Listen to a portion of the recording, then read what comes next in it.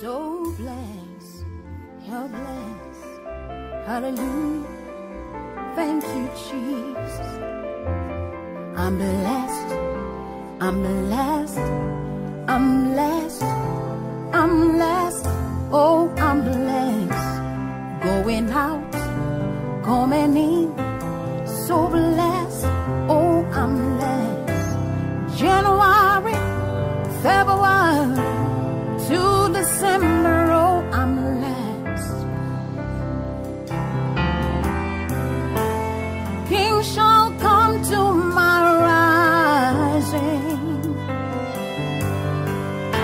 for I am favored and graced.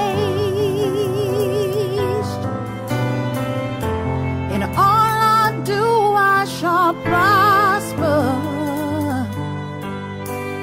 Everything I touch shall be blessed.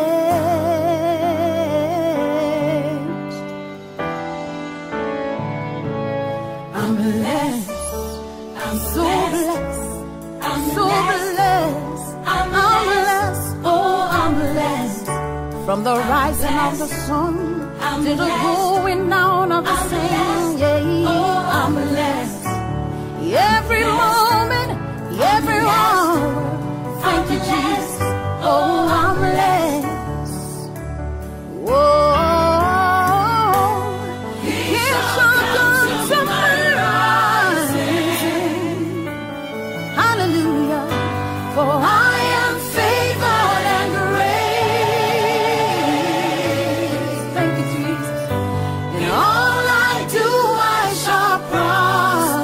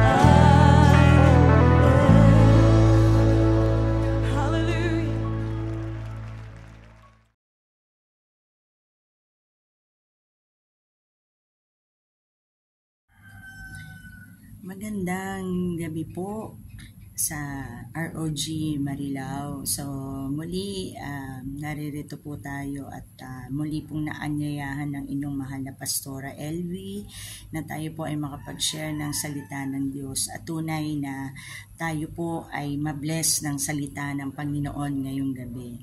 So ang topic po natin ngayon ay blessed beyond measure. So siguro po kung nakakadinig po kayo ng mga patungkol po sa sinasabi sa atin ng ating spiritual mom na si Pastor Rachel. So isa po ito sa mga binigay din sa akin ng Panginoon na tayo po ay blessed beyond measure. So actually sa totoo lang, kung talaga pong naiintindihan po natin yung kingdom ng Lord, yung kanyang pagka-Diyos, yung kanyang tunay na siya lang yung makapangyarihan po ay talagang masasabi talaga natin we are blessed beyond measure. So sa Ephesians chapter 3 verse 14 hanggang 20. So babasahin ko po muna. So sabi po dito ay sa NLT version po. So when I think of all this, I fall to my knees and pray to the Father, the creator of everything in heaven and on earth. I pray that from His glorious, unlimited resources, He will empower you with an inner strength through His Spirit. Then Christ will make His home in your hearts as you trust in Him. Your roots will grow down into God's love and keep you strong. So verse 18, and may you have the power to understand as all God's people should, how wide, how long, how high, and how deep His love.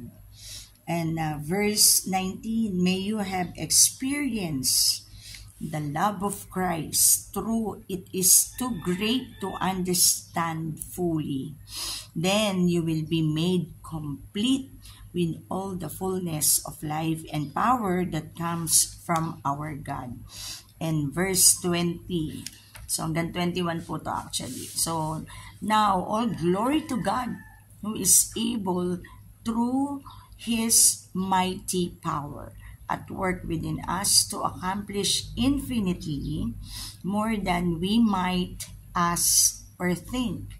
Verse 21, last verse, glory to Him in the church and in Christ Jesus through all generations, forever and ever. Amen. So dito po, kaya po yung sa verse 20 po ay pinamaganda nating blessed beyond measure. So sa paano po ba natin nakikita yung sinasabing blessed beyond measure? So ito lang po ba ay sa nakikita natin sa material na bagay. No, but before that, so dito po sa mga verse 14, actually sa verse 3, verse 1, nandun na po yung sinasabi ni Paul na siya po ay dumadalangin sa Diyos. So sa kanyang pananalangin, so makikita po natin yung sa prayer ni Paul no po ay may malalim na pagkilala, pagtingin, pagkakaunawa at yung intimacy ni Paul sa Panginoon. Kaya sa kanyang pananalangin ay nadidescribe po niya kung paano po niya nakikita ang Panginoon. Sabi nga, ang Panginoon ay higit pa po. No words can express o wala po siyang mga kapantay na salita para po ma-describe yung pong kapangyarihan ng Panginoon, yung kanyang pagka-Diyos, yung kanyang love. So Paul described God so in this way. So verse 15, diba po sabi po, verse 14, when I think of all this, so kapag iniisip daw niya itong mga bagay na ito, siguro meron po siya mga karanasan at mga nakikita niya po yung creation ng Lord, kasi sabi nga sa creation pa lang ng Lord, mamamangha ka na po eh. So kapag daw naiisip niya yun, kapag nararanasan niya ang kapangyarihan ng Panginoon, the holy presence of the Lord, at iba pa po, no? Wala naman siyang sinasabi kung specific na bagay, pero sabi niya, when I think of all, so lahat nakikita po niya. Sabi niya, I fall to my knees and pray to the Father. So napapalood po siya at nakakapanalangin sa Lord na kasama niya na dyan yung pagpupuri at pagsamba niya sa Panginoon. So tapos sabi niya sa verse 16, I pray that from His glorious, so punta muna tayo dun sa glorious. So glorious, unlimited resources.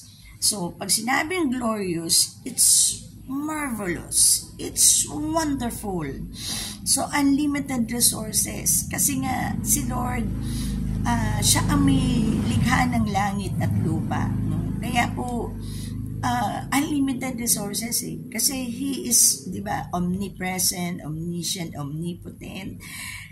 Higit pa dito sa madidescribe. Actually, when I study tungkol dito, so napunta po ako dun sa gaano ba kalayo ang ating kinalalagyan. Dun lamang po sa stars, na marami-raming stars sa universe. So wala pa po to sa heaven. So ang hindi daw po ma-describe, pero meron pong tinatawag na 29 quintillion kilometers. Yung pong distance ng Earth dun sa stars pa lang. Meron yung sinasabing quintillion is 18 zeros. So, 29 quintillion daw po yung kilometers yung layo ng Earth saka dun sa stars. Sa stars pa lang po yun.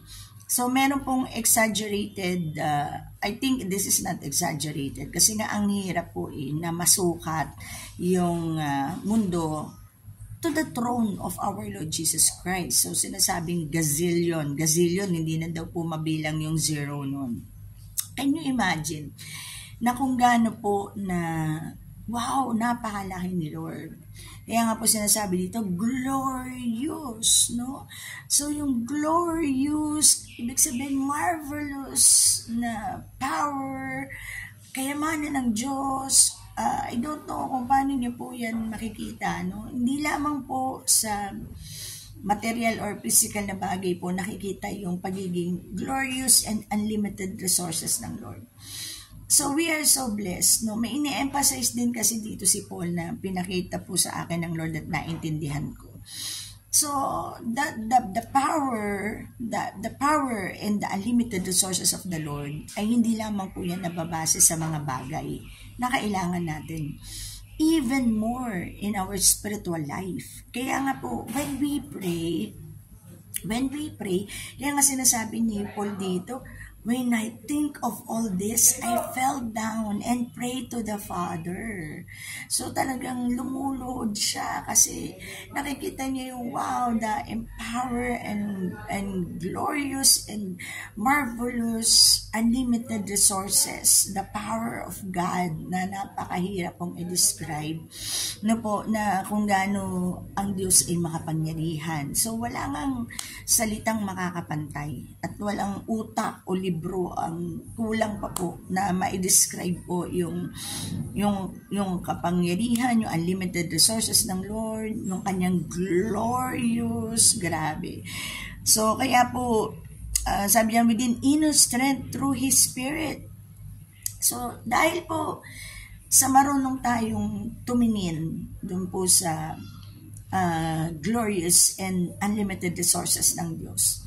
So, meron tayong ditong nangyayari sa ating inner spirit, no? Tapos, naiintindihan po natin yan through the guidance of the Holy Spirit. Kaya po, sinasabi din po sa atin ni Pastora Rachel, ni Mama Rachel, na mahalaga po talaga yung intimacy natin sa Panginoon. Intimacy into our prayer, into our worship, and to the meditation of the Word of God. So, napakalaga kasi nun, kasi mas nakikilala po natin ng Diyos, na po, yung intimacy, hindi lang naman po yan nababase sa ating feelings, kundi yung pagkilala, pagsaliksik, Lord, I want to know you more. Tapos yung talagang ma-experience mo yun, no? Talagang kung matututunan lang po natin, personally ako po talagang gusto ko pa pong matutunan. Gusto ko pa po talagang maging malawak, malalim sa intimacy at pagkakilala ko sa Panginoon para matuto po ako na yung problema napakaliit lang. Yung ating mga pinagdadaanan napakaliit lang compare po na sa laki ng Diyos na kailangan po na lagi po nating natututunan na at naiisip at nararanasan that God is so powerful and His glorious is unexplainable, no? Sabi nga, undescribable. So, ganyan. So, verse 17, then Christ will make His home in our hearts. No, can you imagine na po kapag tayo po ay nababatid na po natin yung unlimited resources of God, no po, yung empower, na-empower po tayo kasi kapag the more na nalalaman natin at nakikilala natin at lumalalim po tayo sa ating intimacy sa Panginoon, the more po na, di ba, nagkakaroon tayo ng strength into our faith na pagkakilala sa Panginoon, tapos itong strength na to sa tulong talaga to ng Holy Spirit. So verse 17, then Christ will make His home in your hearts. So, kasi talagang, alam mo yun, yung ang Panginoong Kristo talagang nananahan sa ating puso. No po? Dahil yung ating puso ay kapag nare-realize natin na, wow, God, you're so big, you're so powerful, Lord. Talagang ang hirap pong i-describe. Kaya nga po yung gazillion or quintillion na yan ay more than. Talagang hindi po natin masusukat ang Panginoon. So kapag nare-realize na natin yan, natututunan natin at nalalakaran po natin yan sa ating buhay. So the more po na nagtitiwala tayo sa Panginoon. Tama po ba? Kasi pag kilala mo na yung isang tao, the more na nagtatrust ka. So, ganun din po sa Panginoon. The more na nakikilala natin ng Diyos, the more na nakikita natin yung glorious, unlimited power, unlimited resources. Pag sinabing unlimited resources, all aspect of our life, ano bang kailangan mo na gusto mo na ibigay sa iyo ng Panginoon? Mentally, spiritually, emotionally, spiritually, lahat po, no? Lahat po, physically, lahat ng ating pangangailangan. Kaya nga, unlimited resources. Kung may nanghihina ka sa ganitong aspeto ng buhay mo, ask God and you pray. Si Paul, grabe, no? I fell in my knees. So, talagang, I fall to my knees, sabi ni Paul, and pray. Ganyan. So, talagang, in short, mas nakikita po natin na malaki ang Diyos kesa po sa problema natin. O sa anumang pinagdadaanan natin. Cancer man yan, pera man yan, emotionally, anxiety, depression, whatsoever na po, ay kaya po yan ibigay ng Lord sa atin. Yun lang, talagang kailangan i-train natin sa sarili natin, sa isipan natin, sa puso natin, sa pananampalataya natin na sino ba tong Diyos na aking dinadalanginan? Sino ba tong Diyos? Kasi mentras, katulad na sinasabi ko po kanina, na mentras po lumalalim po tayo. Yung ating intimacy ay lalong lumalawak, lumalalim na sa Panginoon, the more po na nag-grow din ang ating pananampalataya, the more din na nag-trust tayo sa Panginoon, naniniwala tayo sa Lord ng higit pa kaysa dati. Kaya araw-araw, di ba? At di ba po, merong kantang ng You are magnificent, eternally wonderful, glorious, Jesus. Di ba po? So, grabe po yung more than sa mga words na ito kapag nakikilala po natin ang Panginoon nang higit pa sa mga nakakaraang araw. So, sabi din dito, in your heart, so the Christ will make His home in your hearts as you trust in Him. Your roots will grow down. Di ba po, kapag ang halaman ay habang tumatagal po yan, lumalaki, nagiging puno. So, yung ugat po niyan nag-grow down. Ibig sabihin po talagang lumalalim. Lumalalim yung ating pananampalataya sa Diyos. Yung intimacy natin lumalalim. Yung prayer natin lumalalim. Yung worship natin lumalalim. At yung pong ating meditation of the Word of God, no? Not just reading on it, but studying it and meditate day and night of the Word of God. So, lalong lumalalim yung ating ugat. So, yan po yung nagpapatibay sa atin para lalo po tayong tumayo at magpatuloy. Na kahit ba anong problema ay hindi po tayo mabubuwag, kahit anong bagyo, kahit anong hangin na dumating no, sa ating buhay.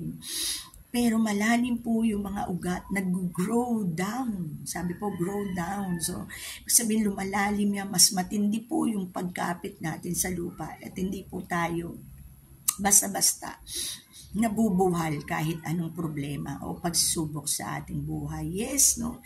Talagang nararanasan nating umiyak sa Panginoon kasi meron po tayong emotions.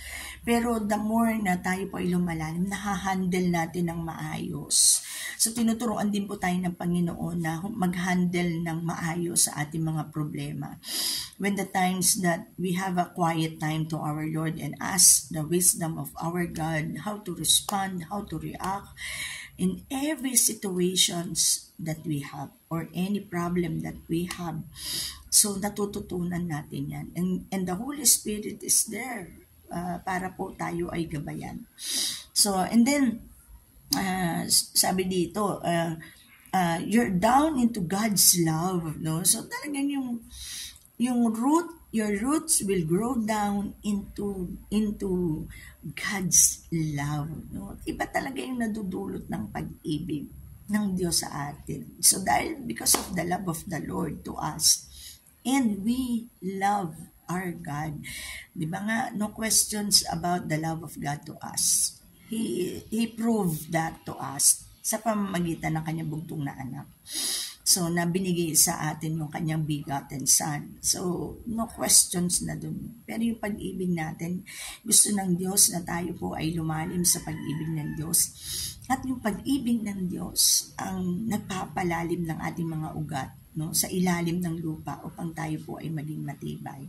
Sabi nga, love conquers all. So, talagang nagpapalalim din po ng ating relasyon ang pag-ibig ng Diyos at ang pag-ibig natin sa Kanya. So, hayaan po natin na ang pag-ibig natin sa Diyos ay lumalim ng lumalim. Tapos, ito daw po yung nakakapagbigay sa atin ng keep you strong. Kasi nga po, di ba, sabi ko kanina, mentrans, lumalalim ka sa pag-ibig ng Diyos. So, the more na nagiging strong ka sa lahat ng aspeto ng buhay mo, pananampalataya mo, worship, prayer mo, pakikitungo sa tao, the way na magsalita ka, so the way na mag-react and mag-respond ka po sa mga persecutions ng buhay mo, sa mga problema. So talagang pagtatawanan lang natin si Satanas because we understand the glorious, the unlimited resources, at higit sa lahat, yung unconditional love ng Panginoon. Okay, so verse 19, verse 18, and may you have the power to understand. Kailangan po talagang maintindihan natin ang pag-ibig ng Diyos, ang kanyang glorious, unlimited resources, yung kanyang power na nakapagbibigay sa atin ng inner strength. Ano ba yung inner? So, our soul and our spirit. So, po, yan po yung mas dinidescribe ng Panginoon dito. Kasi alam, ni Paul dito, kasi alam ng Lord na kung saan tayo mahina. So, di ba, meron nga sinasabing the flesh, that the spirit is willing but the flesh is weak. So, dito gusto po tayong maging strong ng Lord spiritually para po yung soul susunod, yung body susunod na lang, di ba po? So, sabi dito, and may you have the power to understand. So, kaya pwede din po natin ipanalangin sa Panginoon, Lord, bigyan niyo po ako ng malalim na pagkakaunawa sa iyong salita na maranasan ko to at hindi ako maging over-familiarity sa salita mo, kundi Lord, I want not just the surface of your word, O Lord, but deep down. No? So, sabi dito, as all God's people should, how wide gaano ba kalapad, gaano ba kalawak, no po? Ito pong salita ng Panginoon, ito pong pag-ibig ng Panginoon, ito pong kanyang glorious, yung kanyang unlimited resources, unlimited power na hindi mo talaga malilimitahan ng Panginoon, na ikaw merong power to understand how wide, how long, how high, so, and how deep His love to us, no? Yung talagang, wow, gaano ba kala, it's more than na nakikita natin na pinako siya sa krus, na nalibing ng 3 araw at nabuhay na maguli. So, hindi lang po doon nababaks yung pag-ibig ng Diyos. Maging sa pagpapatawad sa lahat ng ating pagkakasala, maging sa ating mga kaligtasan at sa lahat po ng aspeto ng buhay natin na tayo po ay nafo-fall o tayo po ay bumabagsak na po. Pero praise God, glory to God in every day of our life by praying. So kami po nagpapasalamat kasi meron po kaming dawn watch. So 5 a.m. every day, Monday to Friday. So kapag yung Saturday and Sunday, personal na po. Pero kasi meron din po kaming tinatawag na, yun po, nag-exert din po kami ngayon, nasa Book of Psalms po kami ngayon. So talagang iba kapag lumalalim ka sa Panginoon. Kaya nga, power to understand. Let us pray the power to understand na kung gaano po, how high, how long, di ba po, how deep, how high, yung pag-ibig ng Diyos sa atin. Kasi mentrans po na lumalawak, lumalalim, humahaba, no po, na yung ating pagkakaintindi sa pag-ibig ng Diyos. So nag-grow po ang lahat ng aspeto sa ating buhay.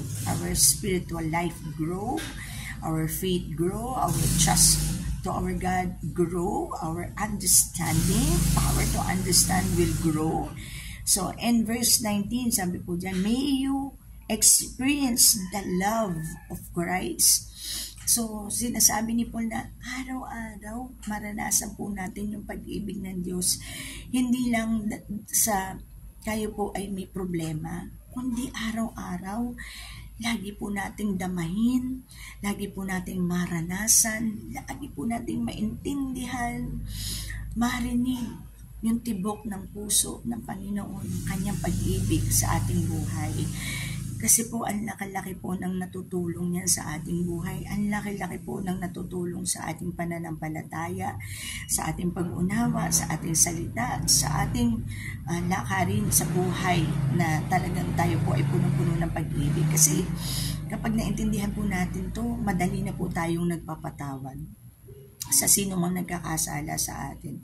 And we know by the deep or empowered understanding, deep, how high, how deep, how long, no po, yung how na talagang kung gaano kataas, no po, ang pag-ibig ng Diyos sa atin, the more na nagpapakonquer tayo sa pag-ibig ng Diyos, the more po na nababago yung buhay natin, di ba? Ako nga po, napapansin ko ngayon sa sarili ko, mas mahinahon po akong magsalita. Kasi di ba, the fruit of the Holy Spirit, nandiyan po yung gentleness, kindness, ba, love, joy, peace, di ba? Gentleness, kindness, self-control, at marami pa pong iba.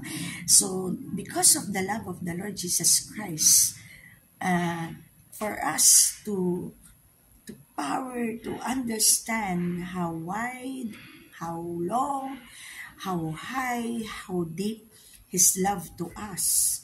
Grabe. So, nababago po ang ating buhay. So, that's the blessed beyond measure. Yung hindi naman kasi nabibili sa butika o sa grocery yung pagbabago ng ating buhay. So, when we see the blessed beyond measure, itong mga sa spiritual realm na hindi mo to basta-basta makukuha. Kaya di ba meron pong sinasabing yung secret, no, ay dating hindi nare-reveal. Secret to the kingdom of God, to His righteousness, to His glorious, unlimited power. Ngayon na tayo po ay believer ni Christ. So, hindi na po yan sinikreto sa atin ng Lord. So, kaya patuloy po na binubuksan ng Lord na this is not the secret and I revealed to you how much God loves us, na itong pag-ibig na to conquers all. Kaya po nagiging daluyan tayo ng pagpapala ng Diyos. No? Kaya mas araw-araw masidiin na po natin na yung power, let us pray to power of understanding, na maintindihan natin ng gaano po na wide, long, high, and deep ang pag-ibig ng Diyos sa atin. So, kasama na po dyan yung salita ng Diyos. Kasi, love without action is dead. So, di ba, faith without action also is dead. So, the more na gusto nating maintindihan ang pag-ibig ng Diyos, siyempre, magbabasa tayo ng Bible. At ipaiintindi po yan ng Diyos sa atin. At isa po sa mga blessed beyond measure, ito pong katalinuhan ng Holy Spirit na binibigay sa atin. So, yung pag-intindi sa salita ng Panginoon. Nung una, ang tingin ko dito sa verse 20 is for the material thing. Pero along the way na minemeditate ko po to araw-araw, kahit po nakahiga ako, hindi ko hawak yung Bible, pero alam ko yung verse, so nagtatanong pa rin ako sa Lord. At mas nakikita ko pa yung sinasabing blessed beyond measure. Blessed beyond measure talaga. So ngayon, kapag naiintindihan na po natin yan sa araw-araw na ating buhay, at wag po tayong magsasawa because God is unlimited power. His love is unlimited. Kaya po talagang mentrans lumalawak ka, humahaba, no, tumataas at lumalalim ang pag-ibig natin sa Panginoon, ay mas lalo po tayong nahuhubog, nagbabago. Sa totoo lang, tayo po yung unang babaguhin. Kaya nga, if I change, everything will change. Na kailangan tayo po talaga yung maging living Bible, lalo na po sa loob ng pamilya natin. Kasi napakahirap po na masira po yung testimony natin sa pamilya natin. Kaya we have to be very, very careful. And always mag-soak sa presensya ng Lord, sa pag-ibig niya, lumangoy tayo, lumipad tayo, whatever gesture you want na tayo po ay mag-soak sa presensya ng Lord. Talagang si Lord grabe. So malaya naman tayo dyan. And inaalaw po naman ng Lord dyan na tayo po ay makaranas pa ng higit sa mga nararanasan natin for the 2023 and I believe for the 2024. Kaya po talagang sinasabi ng Lord na blessed beyond, no? Beyond measure. Kasi hindi mo nga masusukat ang pag-ibig ng Diyos. Hindi mo masusukat ang kanyang kapangyarihan, ang kanyang paghahari, ang kanyang glorious, wow. Kung sana nakikita nyo in spiritual realm, no, matuto po tayo na makita natin ang Lord sa buhay natin, lalo na po na binuksan niya yung spiritual realm niya para sa atin, ay talaga namang grabe po ang Panginoon. Masasabi mo talagang, Lord, you are magnificent, you are so marvelous, you are so wonderful. Sabi nga, masigit pa rito na ang hindi mo kayang i-describe ang Panginoon. And through it is too great to understand fully. So kapag naiintindihan na natin yan fully, then you will be made complete. Masasabi mo, wala nang kulang. Everything was so complete. Kompleto na ako sa buhay ko. Kaya pag sinasabi natin Jesus plus nothing equals everything. So, complete ka na. Na po, kahit po sabihin 10 piso o 100 pesos ang laman ng wallet mo, pero you fully understand who Jesus is, His love, His power, His unlimited resources, His glorious. Ano sasabihin mo, Lord? I am complete. I am complete. So, with the fullness of life dito sa ating buhay and power that comes from our God. So, powerful pala tayo. Yes. Kasi nga, andito yung fully to understand, fully understanding. that we are, nadaluyan po tayo ng pagpapalang ng Diyos. His power. Kaya po sinasabing blessed beyond measure. Kasi tayo yung dinadaluyan ng Diyos na kapag po may mga sakit na ating pinapanalangin, dinadaluyan tayo ng Lord para gumaling sila. Para maniwala sila when we share the gospel, when we pray to them, when we worship, when we share the love of the Lord, no po, talagang merong power, may anointing na nare-release na kapag kinakausap mo yung tao na yun.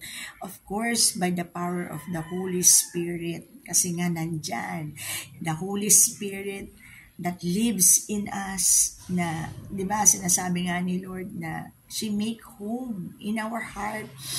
So, our heart, our life is the permanent address of the Holy Spirit. At tayo po yung dinadaluyan ng pagpapala ng Diyos by the power of the Holy Spirit. And the Holy Spirit is within us. We are the permanent address of the Holy Spirit in this earth. Kaya po, ginagamit tayo ng Lord na mag-pray sa may sakit, abutin, yakapin na kahit marurumi, mababantot, kaya mong yakapin because you fully understand the love of God, the love of Jesus, the love of the Holy Spirit. So verse 20, now, all glory to God. So after po na ma-describe ni Paul yung glorious, unlimited power of God, the unconditional love of God, talagang masasabi mo, all glory belongs to God. Mapapapuri ka, mapapalod ka. Kaya nga sinabi ni Paul, di ba, sa verse 14, when I think of all this, I fall to my knees and pray to the Father. So, hindi lang po siya yung pray na dinedescribe dito, hindi lang yung prayer request niya, kundi yung pagpupuri sa Panginoon. And in fact, when we worship our Lord, minsan yan na din po yung ating panalangin. Yan, napakahalaga na more than anything else, yung sinasabi po sa atin ni Mama Rachel, yung tinuturo po sa atin, your intimacy to our Lord, na araw-araw daw dapat po nagle-level yan sa ating buhay. And we prayed, and let us pray, no, na talagang maranasan po natin yung blessed beyond measure sa Ephesians 20. So how now all the glory to God, talagang mamamangha ka, mapapapurihan mo si Lord, mapapasalamatan mo si Lord. Talagang mag-uumapaw ang espiritu mo ng kagalakan ng Diyos kasi talagang nararanasan mo, naiintindihan mo, at talagang nadadaluyan ka ng mga pagpapalang ito ng Diyos. So, and who is able, hindi matapos-tapos po yung pagde-describe ni Paul dito sa Diyos kasi nga talagang sobrang lawak, sobrang hindi mo maaabot, hindi maaarok ng ating utak o kasabi mo pang ikaw ay pinakamatalino sa mundo pero hindi mo pa rin maaarok kung gaano po kalalim ang pag-ibig ng Diyos sa atin at ang kanyang mga resources, ang kanyang glorious, wow, grabe po, and able to accomplish, so able through His mighty power. Kasi yan, gustong maranasan sa atin ng Panginoon yan. Yung kanyang mighty power, that He is able, that with truly 100%, more than 200, 300, whatsoever percent, na maintindihan natin that our God is able. Hindi siya disabled. Able siya. And His mighty power and the work within us, no, to work within us. So, ibig sabihin, ito'y nag-work sa ating buhay. Effective. That God is able and His mighty power to our life.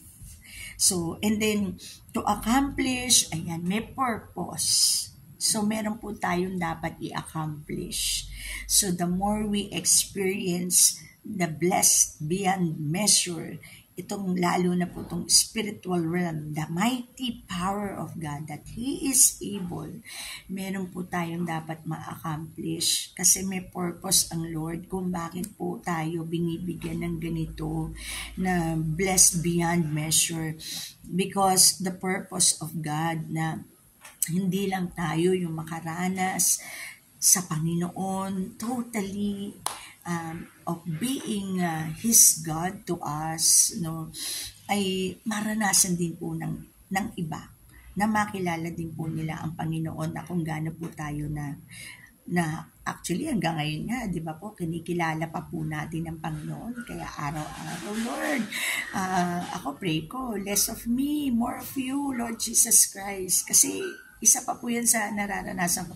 Ang lakas makabanal, makapagpabanal, ang lakas makabait, ang lakas makapagbago ng buhay kapag lumalalim yung intimacy mo sa Panginoon. And sabi dito, more than we might or ask or think, more than pa daw po sa ating hinihingi at iniisip. Na po, yung ang Diyos, ang kanyang pag-ibig, His able, His mighty power, talaga naman, na po ay hindi po talaga masukat yung kapangyarihan at lalo na po ang pag-ibig ng Diyos, ang kanyang pagka-Diyos sa ating buhay. So, more than pa sa naiisip natin, more than pa sa mga sinasabi natin. So, kulang, tingin ko nga, kagkudlit lang po ito sa laki ng ating Diyos sa ating buhay. So, verse 21, glory to Him. So, after all these things, the glory belongs to our God. So, hindi po glory natin, hindi po porket mas anointed tayo doon sa iba, no? Dapat nga, the more that the Lord anointed us, na the Lord used us, hindi yung paghanga ng tao, hindi po natin yan angkinin. Ang paghanga ng tao ay mapunta sa Diyos. At patuloy po natin ingatan yung ating puso, yung ating pananampalataya. Baka mamaya naangkin na po natin yung glory ng Lord. So, ang lahat ng ito, lahat ng dinescribe ni Paul, lahat ng naranasan niya, ay nagbibigay at binibigyan niya ng kapurihan ang Diyos. Kaya po nasabi niya, glory to Him. No?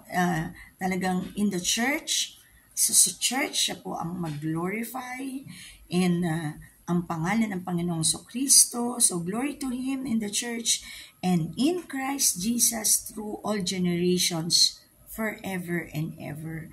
Na talagang yung glory ng Lord, yung God deserves all the praises and all the glory and thanksgiving to Him alone. Hindi po natin aangkinin ng magaling ako, anointed ako, magaling ako magpagaling ng may sakit, magaling ako mag-preach, magaling ako mag-pray. No?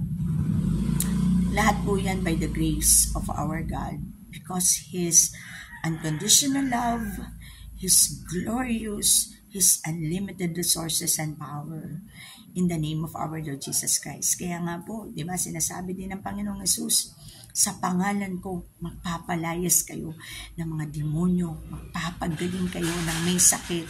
So, papalayain nyo yung mga nakakulong sa mga kasalanan because of the Lord Jesus Christ and the Holy Spirit is in us. And all that things brings glory and thanksgiving to our Lord.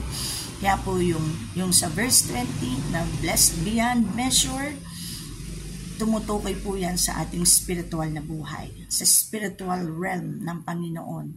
Sapagkat sa spiritual realm ng Diyos, sa kingdom ng Panginoon, all is unlimited. Grabe, hindi po natin yan masusukat. So, praise God.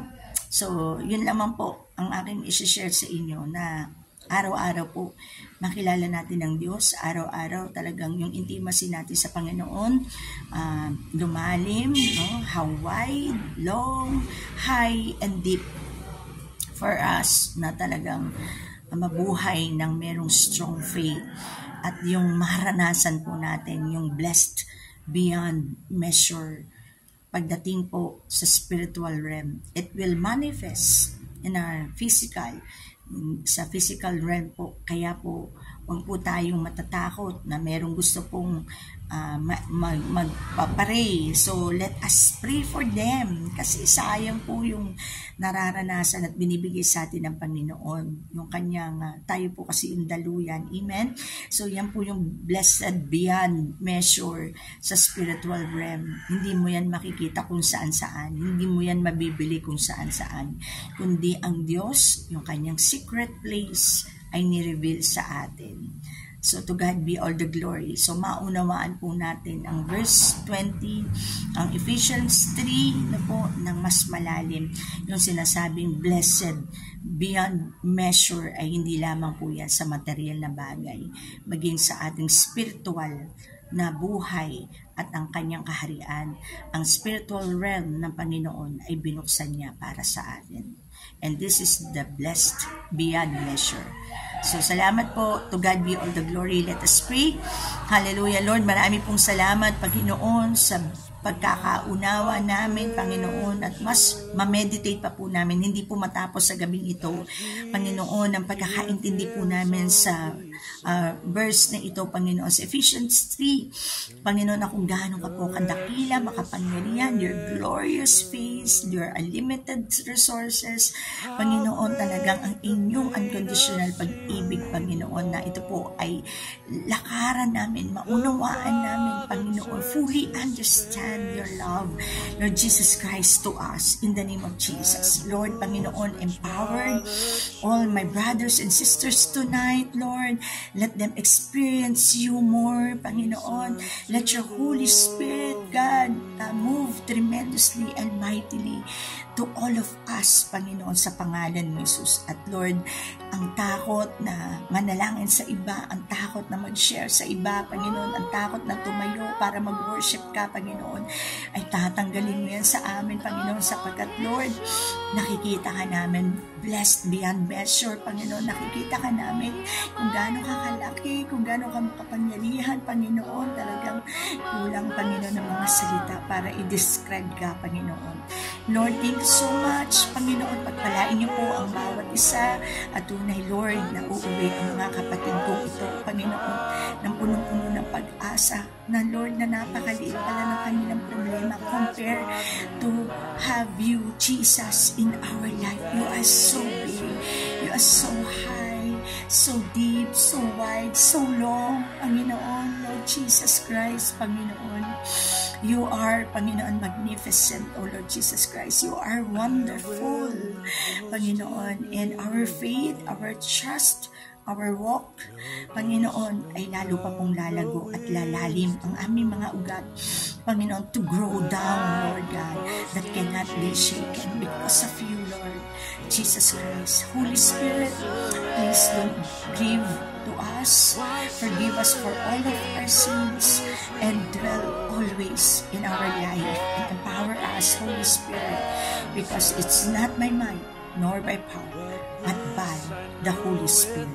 In Jesus' name. In Jesus' name we pray, and everybody say, Amen and Amen. God bless po. Magandang gabi po sa inyo lahat. Hanggang sa muli. Praise God.